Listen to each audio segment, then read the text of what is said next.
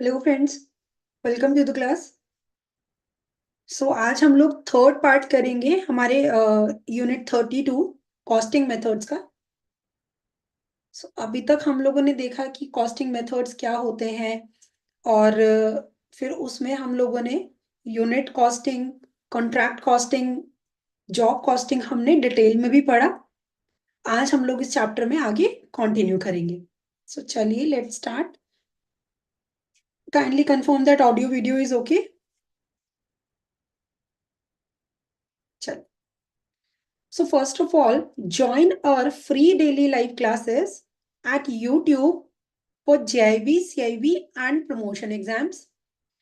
In these classes, we are covering concepts and questions, practice through questions, and practice through case studies. In classes को आप देखिए और इनको देखकर अपनी एग्जाम की प्रेपरेशन कीजिए। चलिए, आज हम लोग पढ़ेंगे प्रोसेस कॉस्टिंग के बारे में। राइट, हमने अभी तक unit costing, job costing and contract costing के बारे में हमने पढ़ लिया है। Right, today we will study about process costing. First point, when there is a mass production of similar products और सर्विसेज, तो हम क्या यूज करते हैं? Process costing. फिर आपको कंफ्यूजन होगा कि यूनिट कॉस्टिंग और सिंगल आउटपुट कॉस्टिंग में भी तो यही था। दैट मीन्स फिर तो ये यूनिट कॉस्टिंग ही हुआ, लेकिन नहीं, यहां पर कुछ अलग है। देखिए second point, costs are calculated over a fixed period of time and then allocated to all the units produced during that period. Example, oil refining, food processing, brewing and chemical processing. यहाँ पर क्या होता है? Mass production होता है, similar products का होता है, लेकिन यहाँ पर अलग क्या है? यहाँ पर ऐसा होता है कि आपने रॉ मटेरियल डाला, तो आपका उस रॉ मटेरियल से जो भी आउटपुट निकला, so the output of first process और you can say first stage will become the input और raw material for second stage. इसमें क्या होता है कि आपका एक स्टेज का जो आउटपुट होता है वो नेक्स्ट स्टेज के लिए क्या बन जाता है? इनपुट। इसका एग्जाम्पल क्या है? इसका एग्जाम्पल है ये जो हम लोग ऑयल रिफाइनिंग और फूड प्रोसेसिंग इंडस्ट्रीज में हम देखते हैं। वहां पर यही वाला मेथड फॉलो होता है। एग्जाम्पल, सपोज हमने सबसे पहले क्या किया? क्रूड ऑयल हमारा क्या था? क्रूड ऑयल हमने इनपुट किया, क्रूड ऑयल। राइट, हमने क्या किया? क्रूड ऑयल को हमने डाला और उससे हमें फर्स्ट स्टेज में जो हमें आउटपुट मिला वो हमें मिला सपोज कैरोसिन ऑयल। राइट, ये हमारा फर्स्ट स्टेज का आउटपुट है। फिर हमने क्या किया? इस कैरोसिन ऑयल को जब फर्दर सेकंड प्रोसेस में हमने उसको रिफाइन किया, तो सेकंड स्टेज में हमें मिला डीजल। राइट, फिर जब हमने डीजल को और रिफाइन किया तो हमें क्या मिला? पेट्रोल। या इस तरह का अरेंजमेंट जिन इंडस्ट्रीज में होता है, वो इंडस्ट्रीज को हम बोलते हैं कि वो कौन सा मेथड यूज कर रही हैं? Process costing. राइट, कौन सा मेथड यूज कर रही है? Process costing. अभी आप लोगों को क्लियर है? देखिए, हो तो यहाँ पे भी मास प्रोडक्शन ही हो रहा है, सिमिलर प्रोडक्ट्स का हो रहा है, but the difference is what, कि यहाँ पर जो काम है वो स्टेजेस में हो रहा है। एक स्टेज का आउटपुट दूसरे स्टेज का इनपुट बन जा रहा है। क्लियर?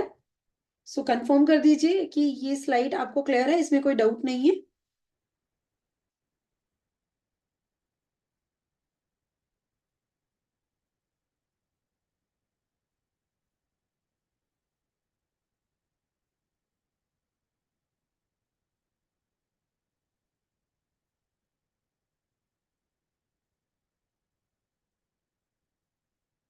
चलिए, अब हम फीचर्स पढ़ते हैं प्रोसेस कॉस्टिंग के। The production process is standard and continuous and the products are homogeneous. इसके फीचर्स अगर हम देखें तो जो प्रोडक्शन प्रोसेस है वो कैसा होता है? स्टैंडर्ड होता है, चीजें पहले से ही डिसाइड होती है कि क्या इनपुट जाएगा, क्या आउटपुट निकलेगा। और ये क्या होता है, कॉन्टिन्यूअस होता है। और जो प्रोडक्ट्स हैं वो क्या होते हैं, होमोजीनियस, मतलब सेम होते हैं,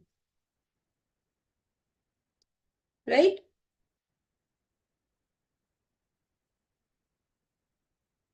सेकेंड पॉइंट देखिए, output of one process become raw material of the next process. So ये अभी हमने डिस्कस किया कि एक प्रोसेस का जो आउटपुट होता है वो क्या होता है, वो नेक्स्ट प्रोसेस का रॉ मटेरियल बन जाता है, राइट।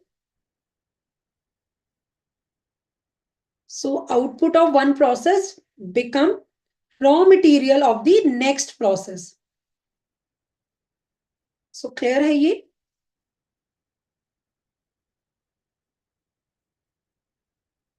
थर्ड पॉइंट देखिए, stock of work in progress is expressed in terms of equivalent units।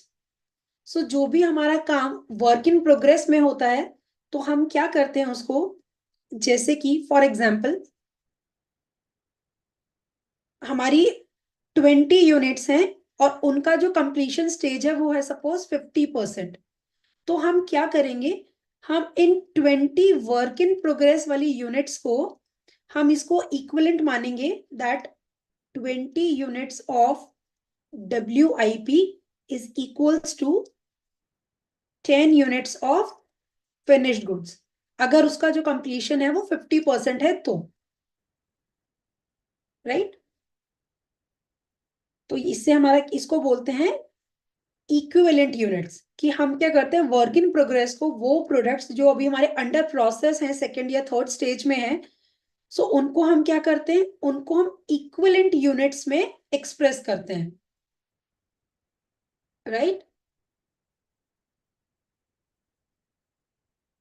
चलिए नेक्स्ट पॉइंट देखिए, cost of normal wastage is included in the cost of process. जब हम अपने प्रोसेस की कॉस्टिंग करते हैं तो नॉर्मल वेस्टेज को हम उसमें इंक्लूड करते हैं। देखिए क्या होता है कि कुछ ऐसे प्रोडक्ट्स होते हैं जिनका इनहेरेंट नेचर होता है कि आप उसको बहुत आप चेक्स करने के बाद भी और बहुत आप अलर्ट रहने के बाद भी थोड़ा बहुत जो वेस्टेज है वो हो ही जाता है। लाइक जस्ट फॉर एग्जांपल, अगर हम कुछ ऐसे केमिकल्स होते हैं कि उनको आप जैसे ही आप उनको ओपन में रखेंगे तो वो थोड़ा क्या होते हैं, इवेपोरेट हो जाते हैं, राइट। और उसको अब जब प्रोसेसिंग होगी, काम होगा, तो आपको उसको ओपन करना ही पड़ेगा। तो वो उस प्रोडक्ट का इनहेरेंट नेचर है कि थोड़ा बहुत वेस्टेज, एक सर्टेन परसेंटेज वो होना ही होना है। सो दैट नॉर्मल परसेंटेज जो है उसको हम क्या करेंगे, अपने प्रोसेस का कॉस्ट ही मानेंगे, उसको मानेंगे कि ये भी इसी का ही खर्चा है। So cost of normal wastage is included in the cost of process, right? चलिए नेक्स्ट पॉइंट देखिए, direct material cost are added at the beginning of the process while all other costs are gradually added during the production process। So जो direct material cost होती है उसको तो हम process के beginning में ही हम उसको डाल देते हैं, जैसे हमने एग्जांपल लिया था crude oil.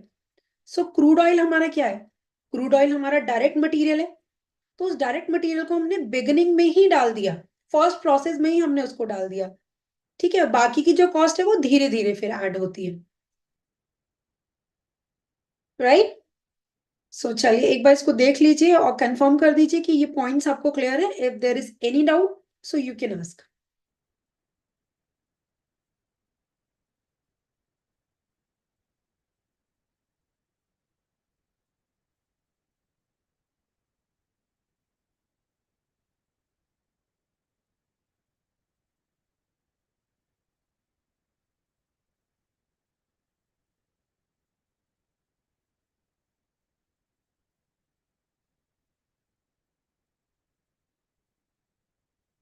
If you want कि कोई पॉइंट रिपीट करना है सो आप बता दीजिए, और अगर कोई स्पेसिफिक डाउट है तो भी बता दीजिए।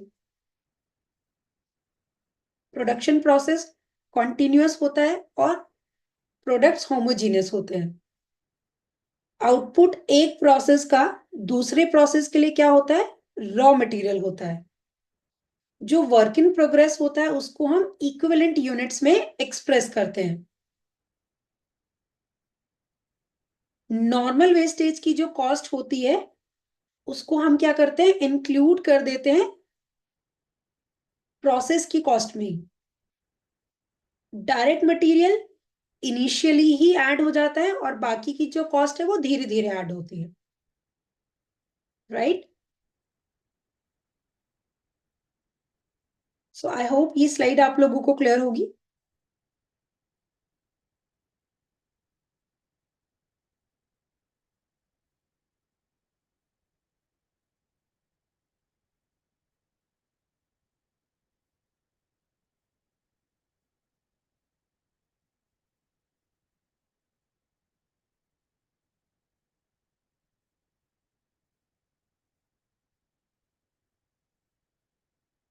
चलिए आगे बढ़ते हैं हम लोग नॉर्मल लॉस।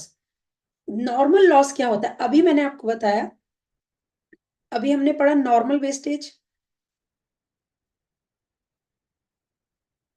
सो क्योंकि हमें पता है कि the loss which occurs due to inherent nature of the production process and materials under normal conditions.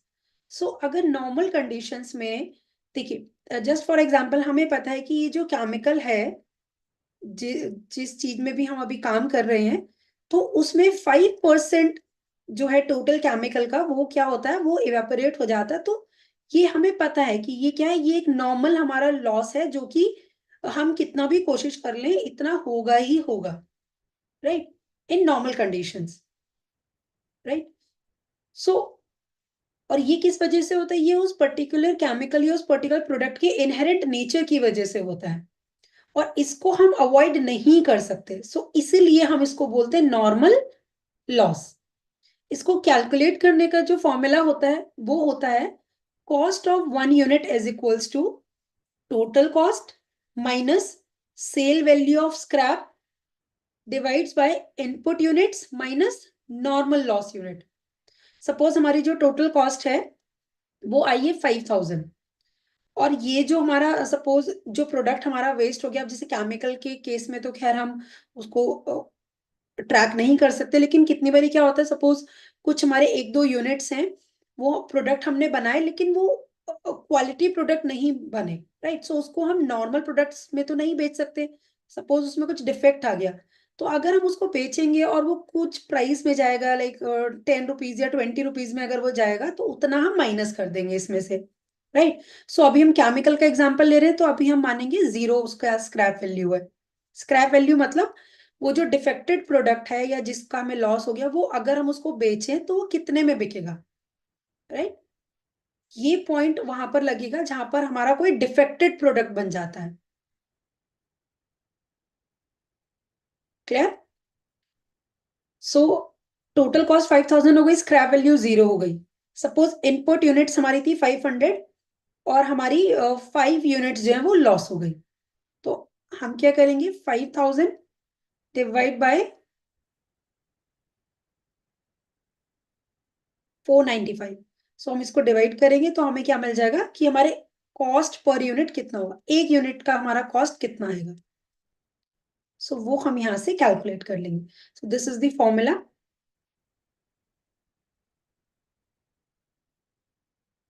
सो इसको देख लीजिए, अगर कोई डाउट है तो पूछ लीजिए।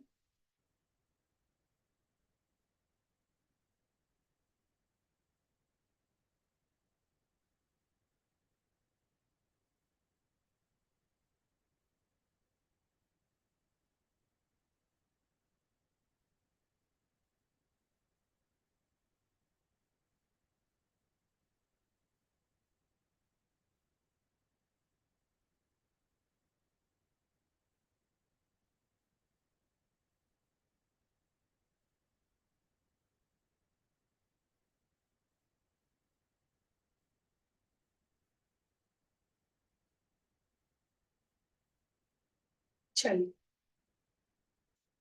नॉर्मल लॉस के बाद हमारा आता है अब नॉर्मल लॉस, राइट। सो देखिए, नॉर्मल लॉस हमने पढ़ा कि नॉर्मल कंडीशंस में इनहेरेंट नेचर की वजह से हमारा जो लॉस होता है उसको कहते हैं नॉर्मल लॉस, राइट। लेकिन अगर सपोज हमारा कोई ऐसा लॉस है, the actual losses may be more due to abnormal conditions such as power failure, machine or plant breakdown, inferior quality of materials, carelessness of workers or accidents etc. सो इन सब reasons की वजह से जो हमारा नॉर्मल लॉस है वो अगर और बढ़ जाता है तो उसको हम कहते हैं abnormal loss. So normal conditions में जो लॉस होता है दैट इज नॉर्मल लॉस। लेकिन अगर सपोज कोई हमारे साथ कुछ अनसर्टेनिटी कुछ हो गई, लाइक पावर फेलियर हुआ या मशीन ब्रेकडाउन हुआ या क्वालिटी में कोई प्रॉब्लम हुआ या वर्कर्स के साथ कुछ प्रॉब्लम हुआ या कोई एक्सीडेंट हो गया, सो ये सब रीजंस की वजह से जो लॉस होता है, क्योंकि नॉर्मल कंडीशंस नहीं है, ये कभी कभार होने वाली सिचुएशंस हैं, तो उसको हम कहते हैं, ऐसी कंडीशंस में होने वाले लॉस को हम कहते हैं अब नॉर्मल लॉस। राइट। इसका फॉर्मूला देखिए, value of abnormal loss is equals to, same formula बस थोड़ा सा डिफरेंस है, total cost minus scrap value divides by input units minus normal loss of units and units of abnormal loss. Right, so ये इसको भी minus करेंगे, इस फॉर्मूले में कुछ यहाँ पर मिसिंग है। राइट, सो ये आप देख लीजिए, ये हमारा इसका फॉर्मूला है।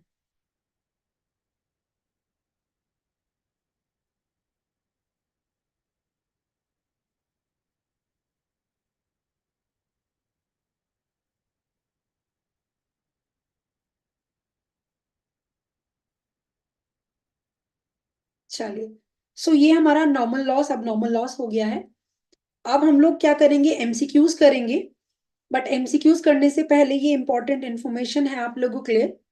सो देखिए, अगर आप हमारी फ्री लाइव क्लासेस देख रहे हैं और आपके माइंड में ये क्वेश्चन है कि these live classes are enough to pass और not, so answer is no, these classes are not enough to pass the exam, although these classes are very useful to increase the marks and for revision purpose, but to pass the exam you should cover full syllabus, and you know that IVF books are difficult to understand, also very time consuming, and उसमें जो questions है practice के लिए वो भी बहुत कम दिए हुए हैं।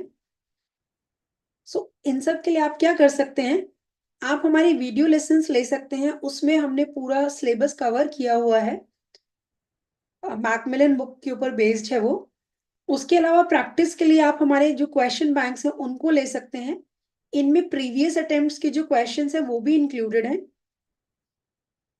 राइट, सो ये सब आप कहाँ से ले सकते हैं, इसके लिए आप हमारे इस वेबसाइट और हमारे इस ऐप पर जाकर आप इन क्लासेस को, इन कोर्सेज को आप अवेल कर सकते हैं। और ये क्लासेस हमारी बेस्ट क्वालिटी और वेरी लो प्राइस फॉर्मेट पे अवेलेबल है। राइट, सो आप ऐप और वेबसाइट को विजिट कीजिए, इन कोर्सेज को आप वहां से देखिए और जो भी आपकी रिक्वायरमेंट है उसके अकॉर्डिंग आप उसको अवेल कीजिए। चलिए, सो आप कुछ क्वेश्चंस करते हैं। क्वेश्चन नंबर 1 देखिए, process costing is most suitable for which type of production. Process costing किस टाइप ऑफ प्रोडक्शन के लिए ज्यादा सुटेबल है। Option A customized products, option B handcrafted goods, option C mass production of similar products, option D unique services.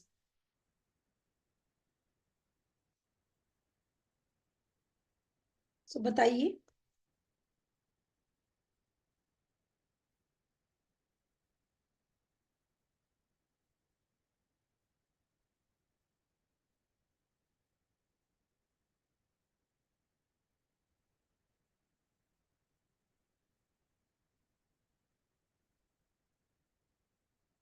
बताइए live chat में क्या answer होना चाहिए क्वेश्चन नंबर 1 का।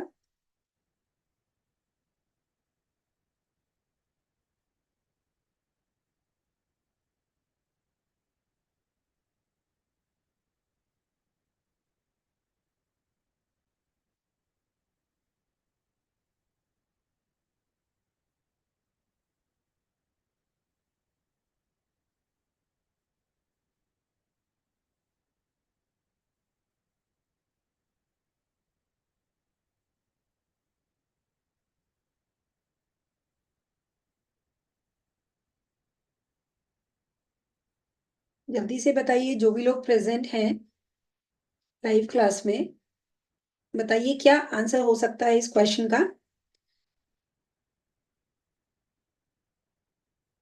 So the correct answer of this question will be option number C, that is mass production of similar products. Services के लिए service costing हम लोग लगाते हैं, हैंडक्राफ्टेड गुड्स और you can say customize products के लिए हम जॉब कॉस्टिंग अप्लाई करते हैं, राइट। चलिए क्वेश्चन नंबर 2 देखिए। What is the primary characteristic of process costing? Option A, costs are allocated to individual units. Option B, costs are calculated based on market demand. Option C, costs are calculated over a fixed period of time. Option D, costs are determined based on customer preferences.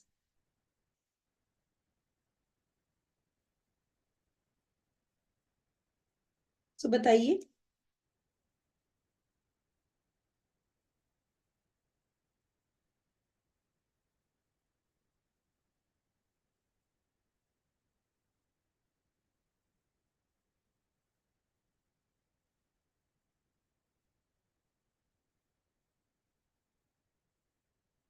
देखिए answer कीजिए, गलत ही तो होगा, लेकिन आप लोगों को सीखने को मिलेगा। एंड एग्जाम के लिए ये प्रैक्टिस बहुत जरूरी है, क्वेश्चंस एमसीक्यूज को देखना और उनका आंसर गेस करना, वेदर वी आर राइट और रॉन्ग। सो वो आपको यहीं पर ही क्लियर होगा। अदरवाइज ये मिस्टेक आप एग्जाम में जाकर करने से तो बेटर है कि ये मिस्टेक आप इन क्लासेस में कर लें, राइट।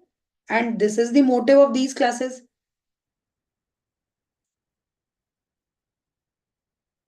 सो बताइए क्वेश्चन नंबर 2 का आंसर क्या हो सकता है। प्रोसेस कॉस्टिंग की प्राइमरी कैरेक्टरिस्टिक क्या है?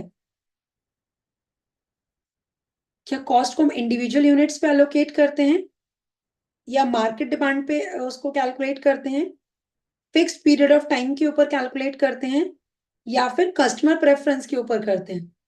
देखिए आप, सीधी सी बात है, market demand and customer preference में तो नहीं होगा, राइट। फिर ए और सी में देखिए, हमने पढ़ा था जो कॉस्ट है वो हमारी कैलकुलेट की जाती है over a fixed period of time,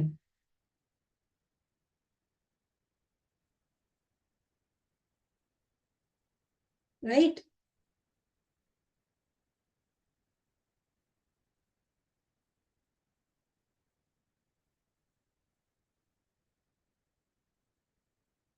क्या होगा इसका answer? Its answer will be option number C. Third question देखिए। Which of the following is an example of an industry where process costing is commonly used? Option A, fashion design. Option B, software development. Option C, oil refining. Option D, event planning. So this question is very easy. बताइए क्या answer हो सकता है इसका।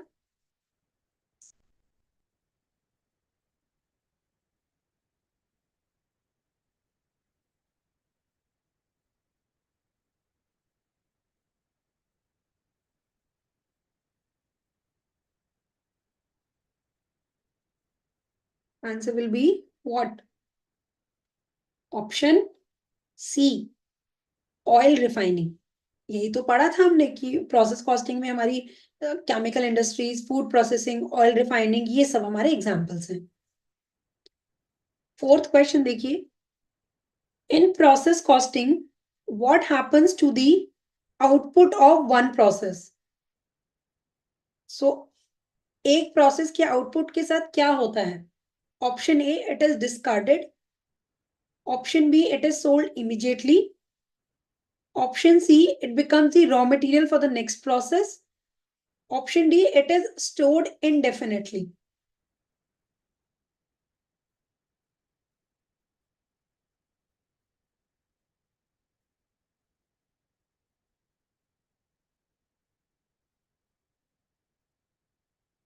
बताइए जल्दी से क्या आंसर हो सकता है हमारे क्वेश्चन नंबर 4 का।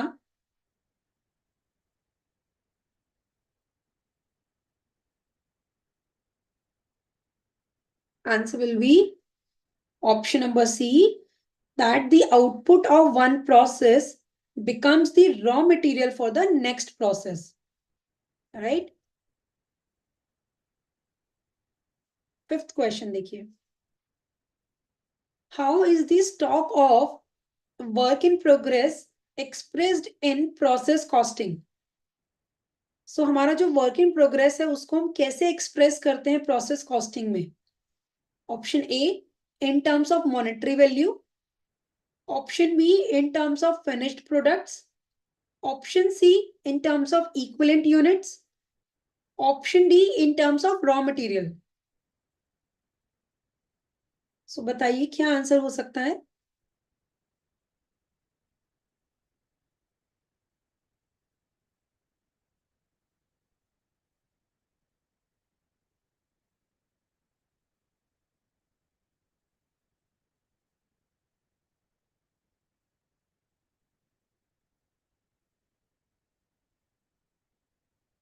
So the answer will be option number in terms of equivalent units. Right? Question number 6 देखिए. When are direct material cost added in process costing? Direct material cost को कब ऐड किया जाता है प्रोसेस कॉस्टिंग में? Option A, at the end of the production process. Option B, gradually during the production process. Option C, at the beginning of production process. Option D, only after the products are sold.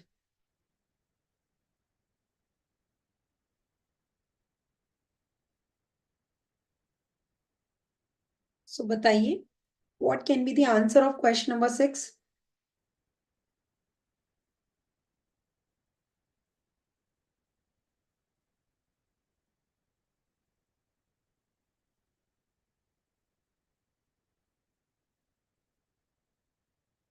Direct material cost को process costing में कब introduce किया जाता है?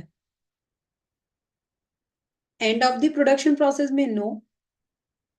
Gradually during the production process ये other costs के लिए होता है. At the beginning of the production process yes.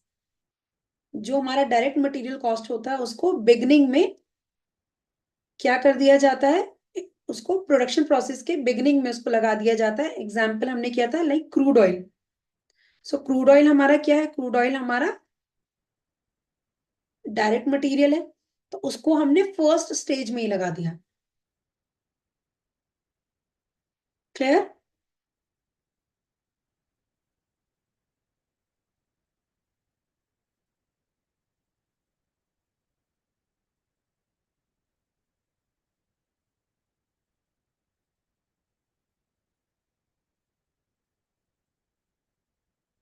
Seventh question देखिए.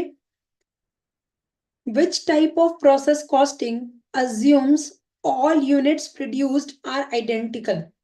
So process costing का कौन सा टाइप अज्यूम करता है कि सारी यूनिट्स जो भी हमने बनाई हैं वो सेम है?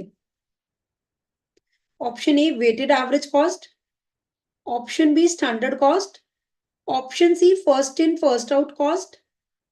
Option D, last in first out cost.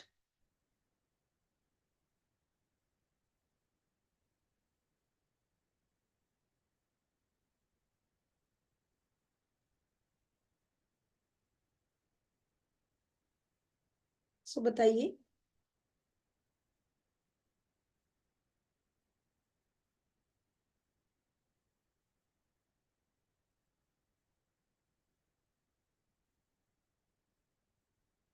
So the correct answer will be option number A, that is weighted average cost. So weighted average cost method in process costing assumes that all units produced are identical. Right? चलिए 8th question देखिए. What is a normal loss in process costing? Option A, losses due to theft. Option B, losses due to accidents. Option C, losses inherent in the production process. Option D, losses due to market fluctuations.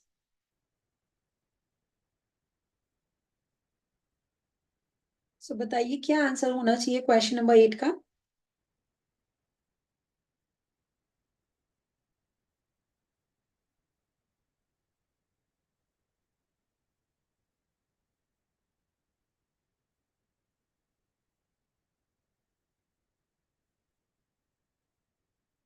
Normal loss हम किसको कहते हैं process costing में? Losses inherent in the production process, right? Option number C is correct. अभी और questions करेंगे. उससे पहले देखिए कि अगर आप हमारा बाद में लाइव क्लास का रिकॉर्डेड वर्जन देख रहे हैं और आपका कोई भी क्वेश्चन है तो आप हमारे कमेंट बॉक्स में आप इस वीडियो के टाइप करके पूछ सकते हैं. कोई और अगर आपकी क्वेरी है तो आप हमें मैसेज कर सकते हैं हमारे जीमेल एड्रेस पे. आपको क्लास कैसी लगी है आप उसको अकॉर्डिंगली लाइक और डिसलाइक कर दीजिएगा.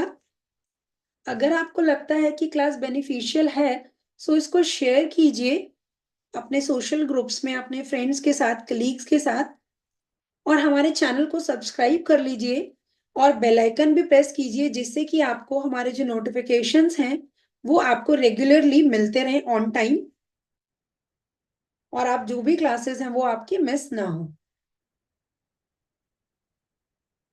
चलिए 9th क्वेश्चन देखिए. How is the cost of 1 unit calculated in case of normal loss? Option A, total cost divided by input units. Option B, total cost minus sale value of scrap divided by input unit. Option C, total cost divided by output units. और option number D, total cost minus sale value of scrap divided by input units minus normal loss units.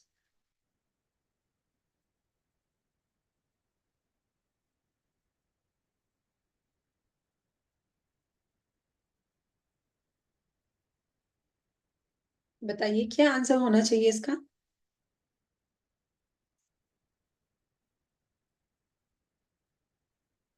Total cost minus scrap divide by total units minus normal loss units.